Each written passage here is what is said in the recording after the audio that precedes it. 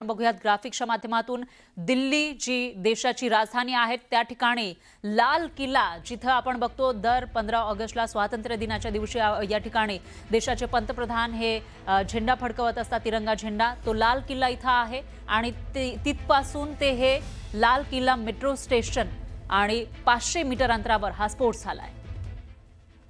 दरम्यान यावर बोलण्यासाठी हेमंत महाजन निवृत्त ब्रिगेडियर आपल्यासोबत जोडले गेले आहेत। ब्रिगेडियर सर, हा स्फोट झाला त्यानंतर राजधानी दिल्ली हादरलेली आहे, मात्र हा जो शक्तिशाली स्फोट आहे तो दहशतवादी हल्ला असल्याची माहिती ही समोर येते। याच्यात काही डाऊटच नको की हा दहशतवादी हल्ला आहे, कारण ज्या पद्धतीने कॅज्युअल्टीज झाल्या, ज्या पद्धतीने त्या गाडीचं दार उघडून जवळजवळ 200 मीटर दूर पडलं, तर हा दहशतवादी हल्लाच होता। आणि याच्या आधी आपल्याला आठवत असेल की मागच्या 2-3 दिवसांमध्ये एक मोठं मॉड्यूल आपल्या फरीदाबादच्या जवळ पकडण्यात आलं होतं। 2-3 त्या डॉक्टर्स होते, जवळजवळ 300 किलो स्फोटक पदार्थ होते, 300-400 किलो ट्राय नायट्रोजन टोलून वगैरे होतं। म्हणजे पुष्कळ मोठा स्फोट होता, पुष्कळ मोठं सामान पकडण्यात आलं। आणि असं वाटतंय की हा जो दहशतवादी हल्ला झालेला आहे हा त्याचाच एक भाग असावा।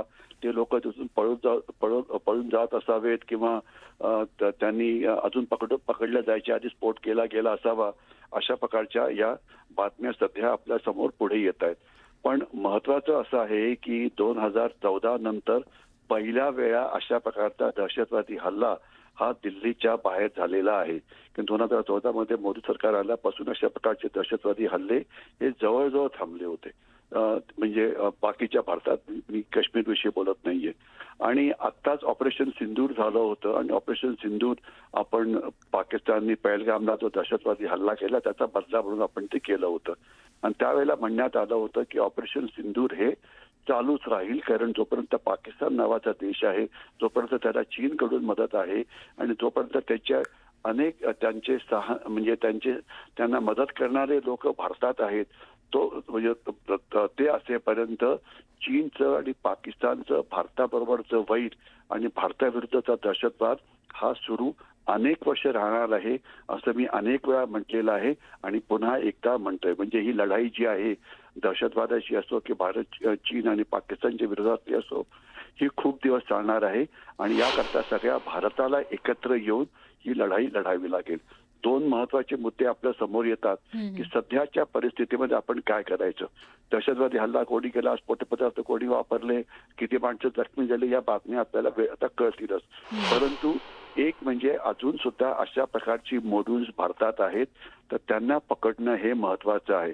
आणि प्रत्येक भारतीयाची जबाबदारी आहे की त्यांनी त्याच्या बिल्डिंगमध्ये, त्यांनी त्याच्या सोसायटीमध्ये, त्यांनी त्याच्या गल्लीमध्ये काही अशी अनोळखी गोष्ट पडली आहे, अनोळखी माणूस आलेला आहे, काहीतरी उलटी सुलटी कामं होत आहेत किंवा काही धोका निर्माण होतो आहे, तर याची बातमी त्यांनी डोळे आणि कान आपले उघडे ठेवून पोलिसांकडे किंवा सुरक्षा एजन्सीजकडे पोहोचवायला पाहिजे, ज्यामुळे आपल्याला आपला भाग सुरक्षित ठेवण्याकरता मदत मिळेल। तर तो एक भाग झाला, स्वतःचा भाग सुरक्षित ठेवणं। आणि दुसरं ज्यावेळेला आपण पब्लिक ट्रान्सपोर्ट मधून जातो, मग ते बस असो की टॅक्सी असो की रेल्वे असो की मेट्रो असो, तर त्यावेळेला सुद्धा आपले डोळे आणि कान उघडे ठेवून सगळ्या गोष्टींवरती लक्ष ठेवायला पाहिजे, ज्यामुळे आपण सुरक्षित राहू शकू। तर तो एक भाग झाला। आणि दुसरा भाग आहे पाकिस्तान बरोबरची लंब्या पद्धतीची लढाई। त्याकरता पाकिस्तानच्या विरुद्ध कारवाई कशी करायची, पुन्हा एकदा हल्ला करायचा का, पुन्हा एकदा त्यांना कसं ठीक करायचं, हा प्रश्न, याची अनेक उत्तरं आहेत। आणि आपल्या माहितीकरता मी ऑपरेशन सिंधूर या विषयावरती पुस्तकच लिहितो आहे की पुढच्या 7 दिवसात प्रकाशित होणार आहे।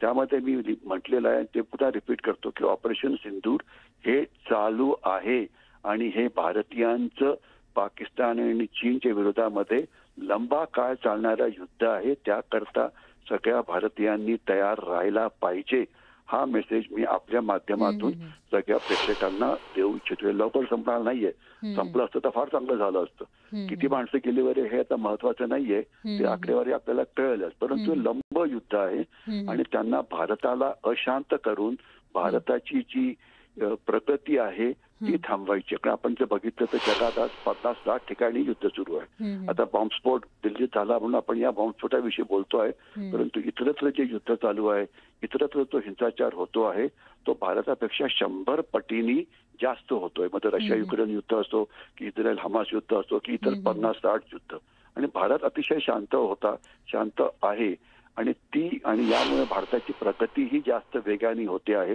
याची आपल्याला माहिती आहे. तर हे सगळं थांबवण्याकरता आणि भारतात सुद्धा तेवढाच हिंसाचार चाललाय जेवढा पाकिस्तानमध्ये आहे किंवा जेवढा रशिया युक्रेनमध्ये आहे वगैरे, हे दाखवण्याकरता अशा प्रकारचा हा हल्ला झाला आहे असं माझं याच्यावरती मत आहे.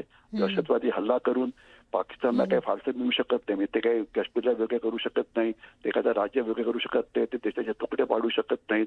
परंतु देशाची आर्थिक प्रगतीचा जो वेग आहे तो नक्कीच कमी करण्याचा प्रयत्न अशा प्रकारच्या दहशतवादी हल्ल्यामुळे होतो आहे. म्हणून ही लंबी लढाई आहे, ती कशी जिंकायची, पाकिस्तानला कसं सरळ करायचं, हा एक मोठा विषय आहे याच्याविषयी आपण नंतर एक वेगळा विषय बोलू शकतो. बरोबर आहे ब्रिगेडियर महाजन सर, धन्यवाद तुम्ही दिलेल्या या सविस्तर माहितीसाठी. तर अपडेट आपल्याकडे येत आहे. ज्या ठिकाणी हा हल्ला झाला होता तिथं फॉरेन्सिकची टीम पोहोचलेली आहे आणि तिथं तपास सुरू आहे. आणि आत्ताची जी माहिती समोर येते त्यानुसार दिल्ली स्फोटातील कार मोहम्मद सलमान नावाच्या व्यक्तीची होती अशी माहिती मिळते. तर I-20 कार वापरण्यात आलेली होती आणि ही कार मोहम्मद सलमान नावाच्या व्यक्तीची होती अशी माहिती आहे. दिल्लीमध्ये जो स्फोट झालेला आहे लाल किल्ल्याजवळ, ज्या कारमधून हा स्फोट झाला ती कार मोहम्मद सलमान नावाच्या व्यक्तीची होती. त्याला ताब्यात घेतलेला आहे पोलिसांनी. मोहम्मद सलमान ही कार नदीम नावाच्या व्यक्तीला विकली होती अशी ही माहिती समोर येते. तर I-20 कार जी हरियाणा पासिंगची होती आणि ती दिल्लीमध्ये होती. दिल्लीमध्ये लाल किल्ल्याच्या जवळ स्लो मोशनमध्ये ती कार चाललेली होती, जास्त फास्ट नव्हती आणि गर्दीची वेळ होती. अशा वेळेला ही कार तिथं आली आणि त्यानंतर या कारमधून स्फोट झाला ज्याच्यामध्ये 10 पेक्षा जास्त लोकांचा मृत्यू झाला आहे. हा दहशतवादी हल्ला असल्याची माहिती समोर येत असतानाच आता ज्या कारचा हा स्फोट झाला त्या कारचा मालक हा मोहम्मद सलमान होता अशी माहिती आहे आणि त्यानं काही दिवसांपूर्वीच नदीम नावाच्या एका व्यक्तीला ही कार विकली होती अशी ही माहिती समोर आली आहे. त्यामुळे आता नदीम असेल जो या सध्याचा या कारचा मालक होता, त्याचं या स्फोटाशी कशा पद्धतीने संबंध आहे, त्याचा संबंध नेमका कोणाशी आहे हा सवाल उपस्थित होतोय. आणि त्याचबरोबर जो मूळ मालक होता या कारचा मोहम्मद सलमान, त्याचा आता या स्फोटाशी काही संबंध आहे का या अनुषंगाने सुद्धा तपास केला जाऊ शकतो. दरम्यान स्फोटामध्ये वापरलेली कार आपण बघतोय त्या कारच्या सुद्धा चिंधड्या उडाल्याचं पाहायला मिळत आहे. तर ही तीच कार होती ज्या कारचा स्फोट आज दिल्लीमध्ये झालेला आहे. लाल किल्ल्याच्या जवळ, लाल किल्ला मेट्रो स्टेशनच्या गेट नंबर 1 जवळ, बरोबर गर्दीच्या वेळेला, ज्या वेळेला ट्रॅफिक मोठ्या प्रमाणामध्ये असते, लोकांची गर्दी असते, मेट्रोने ये जा करणाऱ्यांची संख्या मोठी असते, त्याच वेळेला हा स्फोट झालाय. दरम्यान दिल्ली स्फोटातील मृतांची ओळख पटल्याची माहिती समोर येते.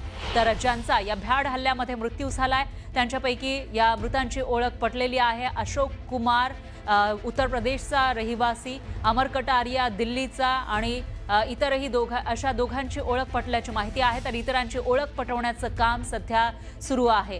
दिल्ली स्फोटामध्ये 9 जणांचा मृत्यू झाल्याची ऑफिशियल माहिती समोर आलेली आहे आणि त्यापैकी दोघांची ओळख पटलेली आहे. तर यामध्ये एक अशोक कुमार हा उत्तर प्रदेशचा, तर दुसरा व्यक्ती अमर कटारिया हा दिल्लीचा असल्याची माहिती आहे आणि इतर मृतदेहांची ओळख पटवण्याचं काम सध्या सुरू असल्याची माहिती सुद्धा समोर आलेली आहे. दरम्यान सर्वच परीनं या स्फोटाचा तपास केला जातोय आणि ज्या लोकांचा नाहक बळी गेलेला आहे या स्फोटामध्ये त्यांच्यापैकी दोघांची ओळख पटल्याची माहिती ही समोर आलेली आहे. दरम्यान त्या कारची ही फॉरेन्सिक टीमकडून तपासणी केली जाते. NIA ची टीम या ठिकाणी पोहोचलेली आहे, दिल्ली पोलिसांच्या टीम्स या ठिकाणी आहेत आणि सर्व स्तरावर तपास केला जातोय. आजूबाजूचे जो परिसर आहे तिथं सुद्धा श्वान पथकाकडून तपासणी केली जाते. अशा पद्धतीनं सर्व यंत्रणा अलर्ट मोडवर आहे.